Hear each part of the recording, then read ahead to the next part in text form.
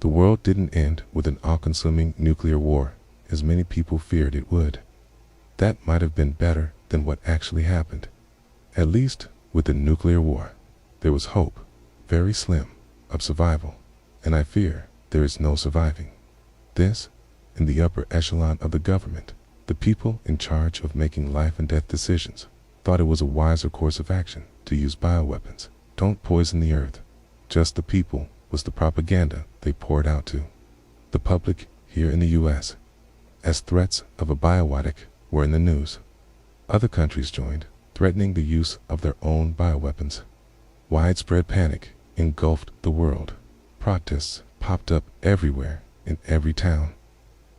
It was the most united I had ever seen the citizens of the US. I was proud to be among the protesters, making my opinion heard in those crowds of like-minded people.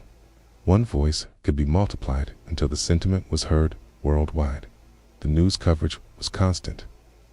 Like many others, I really believed the government was listening to us, not just here, but in all the other countries too. The threats of war were slowly and reluctantly replaced with truces.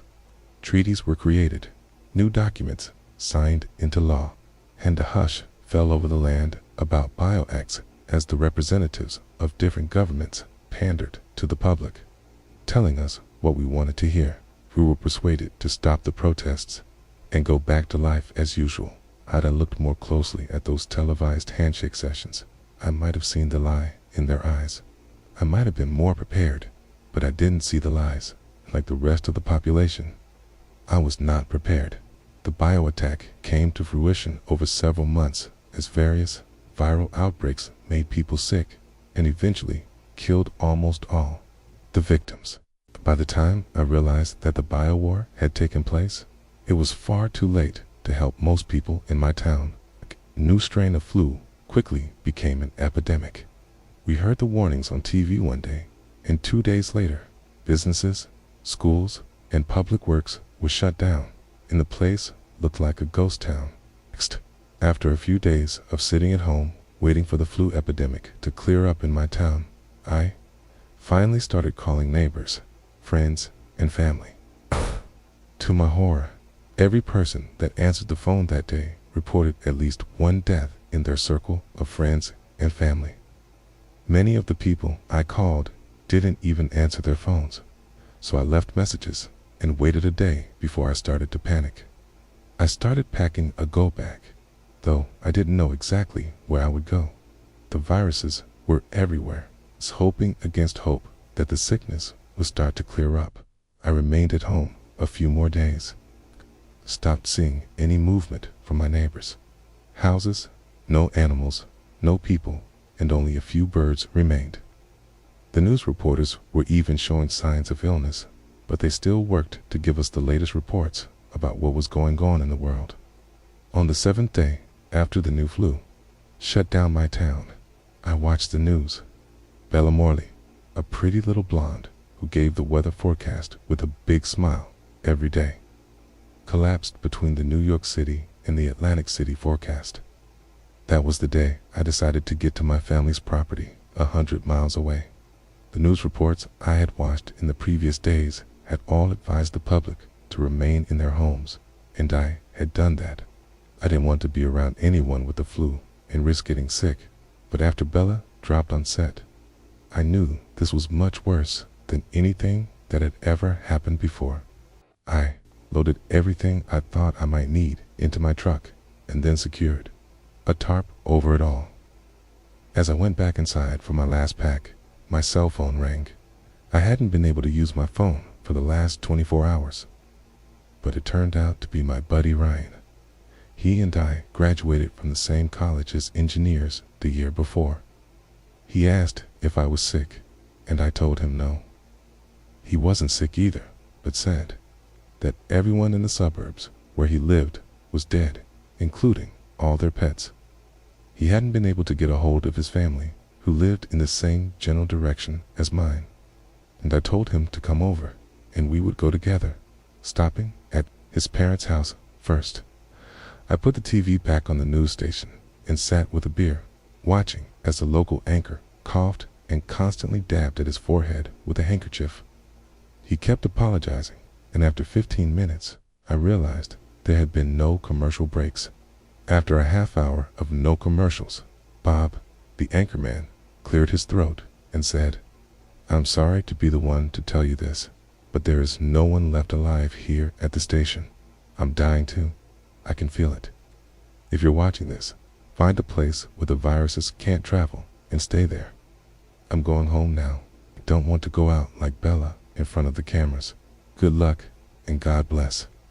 With that, he stood and staggered off camera, and I was left staring at his empty seat as it spun on a swivel for several seconds. Then there was nothing but the empty news desk and chairs.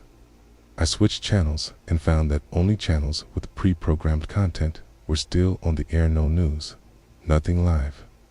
The streaming internet channels, Facebook, Twitter, Instagram, and all the other social media sites were eerily silent. It was as creepy to me as being in a school at night when no one was there. These were places where there was supposed to be activity, people, drama. There was nothing. Ryan arrived on foot. He told me that the roads were crammed with vehicles and bodies. He was pale and glassy-eyed as he told me of his journey to my house. As we left, we quickly ran into one of the roads blocked by vehicles. Neither of us got out to examine the few bodies we saw on the sidewalks and in cars. Fear that my family might be dead turned into terror as I maneuvered off the road and onto the rougher terrain of the land. I drove through yards with a gut-wrenching feeling of guilt. You're not supposed to drive through people's yards. It's just wrong. But I soon realized that nothing would ever be normal again. Outside town limits, I was able to get back on the road. It was a two-lane that twisted and turned, slowing our progress. At the bottom of the mountain lay another town, and I stopped at a convenience store for gas. The store was open, but there were no people present. I asked Ryan to go in with me. We both entered, expecting to find bodies littering the floor. There was nothing. The radio was on behind the counter, and there was no music, only static. I turned on the gas pump, and Ryan carried cases of water to the truck. The whole time we were there, he carried things he thought we might need. He kept telling me that this was the end. Everyone was dead. He worked himself into a frenzy, quite, honestly, getting on my nerves. I wanted to fill my gas tank and get out of there. Didn't want to think about the possible end of the world. Getting control of himself, Ryan finally quieted, sat silently, staring out at the road as I drove away. Ryan flipped the radio on. Static blared out of the speakers. There were no stations on air. He pulled out a cell phone, held it up, stuck it out the window, pulled it in close, and then told me that there was no signal. I checked my phone. It was the same. As we neared the end of the town, we began to see more and more vehicles on the road, and I had to swerve off the side and drive through a large field. I didn't see any people inside the cars or lying around as I had in my town. The road in this part of the new town was not like the main street in my town, where businesses lined each side. The road stretched through an empty landscape devoid of houses and buildings for a couple of miles. Ryan, where do you think they all went? He shook his head and shrugged without speaking. The absence of bodies bothered me worse than seeing the corpses. At least when I saw the corpses, it was obvious that people had died in their cars, leaving the road blocked. If people were sick enough to be dying suddenly like that, then where were their bodies? The nearest hospital or clinic was at least 2 miles away. They were so sick they wouldn't have been able to walk there. But if they were dead, where were the bodies? We continued to the neighborhood where Ryan's family lived. As I drove, I had to maneuver up onto sidewalks and avoid random cars. And again, there still weren't any bodies. We had seen no animals either, and it felt as if we were inside an episode of The Twilight Zone. I parked in the driveway outside the Henderson's house and looked at Ryan. I asked if he wanted me to go in with him, and he nodded. I don't want to go into the house alone. I didn't want to get out of the truck. As we walked toward the front door, I caught movement out of the corner of my eye and grabbed Ryan's arm to stop him. I pointed toward the backyard. It was a young girl ambling away from us. Her hair was straggly, her dress was dirty, and her hands looked to be coated in filth. Ryan moved toward the open gate. I tried to stop him, but he pulled free and continued. He spoke to the girl, calling her Caroline, and I knew this to be the name of his only niece, Kay. As she turned to face us, my heart fell into my knees. Her face was gray, eyes black, and blood was smeared across her cheek where it was starting to dry. She snarled like an animal at Ryan. He stood there, his big mouth hanging open. I bolted for the open gate, pushing Ryan out of the way as I pulled it shut just before the little girl hit it, thrashing and growling, reaching towards him. Ryan didn't want to leave Caroline there, but I got him to see that something was very wrong with her. Just couldn't pick her up and carry her out of there. Caroline continued to scream and thrash at the fence, and I hurried Ryan onto the porch and into the house. At first, nothing seemed out of the ordinary inside. Then we went to his parents' bedroom. His father lay sprawled on his back on the floor, his throat ripped out. His face was twisted into a visage of terror and pain. In one fist, he had a strip of ripped cloth with a distinct paisley pattern on it. Blood and viscera were on the floor, bed, the bottom of the closet wall, and even the bottom drawer of the dresser across the room. Ryan cried out at the sight of his father. Such a terrible sound, so full of grief that it tore at my heart. I pulled the quilt from the bed and laid it over Mr. Henderson's body. I pulled Ryan to his feet, telling him we needed to get the hell out of there. In the hallway, still trying to quiet Ryan, I saw the most horrible thing I'd seen so far. Mrs. Henderson, dressed in a heavily soiled paisley print dress, stepped out of Ryan's old room. Her face was gray, and her eyes were black, just like little Caroline. She was gnawing on a small arm, and part of her cheek had been torn away. But that didn't seem to faze her or slow down her ripping the flesh of the severed arm. A large piece of her dress was missing at the bottom. She didn't scream or growl when she saw us. Instead, she dropped the arm to the carpet and began to advance slowly, a piece of bloody flesh dangling from her mouth as she continued to chew. I understood that Mrs. Henderson had probably killed everyone else in the house, and I had no desire to look into more rooms. Ryan was useless, standing silent and staring at his mother, or what had once been his mother. She moved closer and reached out for Ryan. The hallway was narrow, but I yanked Ryan away from those reaching fingers, stepped in front of him out of sheer panic, and, not knowing what else to do, I shoved Mrs. Henderson into the room where her dead husband lay and slammed the door shut. I yelled at Ryan to get back to the truck, and I followed closely as he ran out of the house, briefly looking back in the backyard. I saw that Caroline had gone back to shuffling idly through the grass. Our next stop was the police station. We had hoped to find a CB radio to use so we could find out if there were others alive in the surrounding area. Fortunately, there was nothing left but a burnt-out husk of a station.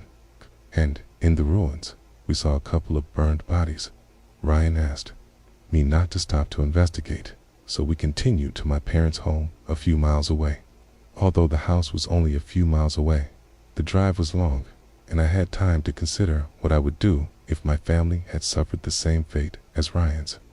I knew how I hoped I would react, but I was realistic enough to know I couldn't be certain. The house finally came into view, and the first thing I saw was a shattered picture window of the living room. A white curtain sheer flapped out of that window like a white flag of surrender in a strong breeze. My father passed the broken window as I pulled up close. He was dragging something past the sofa. I saw a foot in his hand, and I didn't need to go inside to know that he had probably killed my mother. He looked like Ryan's mother had looked. I didn't even stop there. I just turned around and sped out the driveway, biting back the sobs. About 10 miles away from there, we found a deserted shopping center and parked in the center of the paved lot. I had to figure out the next step. Ryan and I bounced ideas off each other for a few minutes. We decided that we could climb to the top of the shopping center and enter through the service crawl space. At least we'd be safe inside. Tia, there would be enough food for however long we might stay. I think this is how it is. Is this how the world ends? Kay, Ryan asked as we broke into the service crawl space. No, there has to be others. We're alive, so I'm sure others are too. We just had to figure out how to find them. Headed in first, and Ryan followed. What about those? You know, the thing my mother turned into?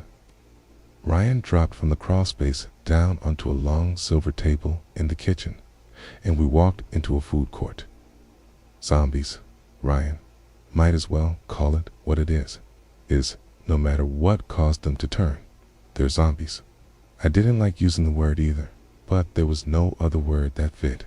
We spent a total of 3 days in the shopping center, neither of us knowing what to do next. I think I had half hoped that the situation was just going to disappear on its own, or maybe that others like us would just pop up, and we, as a group, could band together and figure it out. On the 4th day, I realized that we had to establish some form of communication with the wider world. I told Ryan my thoughts.